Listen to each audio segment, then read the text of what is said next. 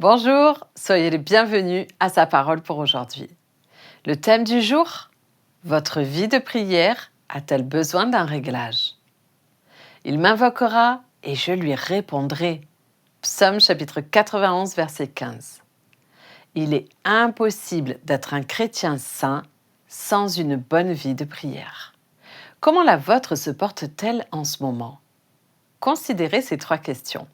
La première, suis-je fidèle? Si vous ne pouvez vous souvenir de la dernière occasion où vous avez pris le temps de prier, il est grand temps de remédier à cette situation. Sans la prière, vous êtes à découvert et sans protection. 2 Chroniques 32, verset 8. Deuxième question, suis-je sincère? Mes prières sont-elles plus liturgiques que vivantes? Quotidiennes mais banales et sèches?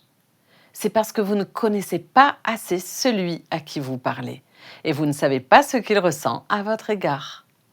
Plus vous le connaîtrez, plus vous voudrez passer du temps avec lui. Philippiens 3,10. Troisième question, quelle est la force de ma foi?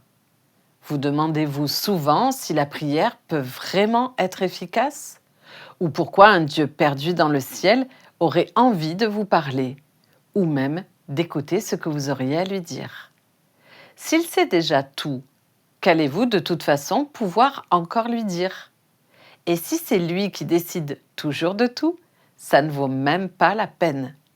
Mais la prière n'est pas un don que vous faites à Dieu, c'est un privilège qu'il vous accorde. Auprès de qui d'autre irions-nous pour déverser nos soucis de votre âme? Sans aucune crainte, avant de repartir purifiés, réconfortés, conseillés et dirigés. Vos prières seront efficaces, non pas parce que vous les dites bien, mais parce que lui les entend très bien. Vous n'avez pas besoin de comprendre la mécanique de la prière pour en bénéficier. Pas plus qu'il ne faut comprendre les lois de l'aérodynamique pour pouvoir voler. Faites-le simplement. Priez.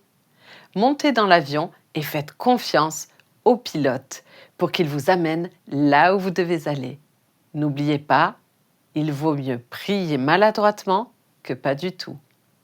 Écoutez, il m'invoquera et je lui répondrai.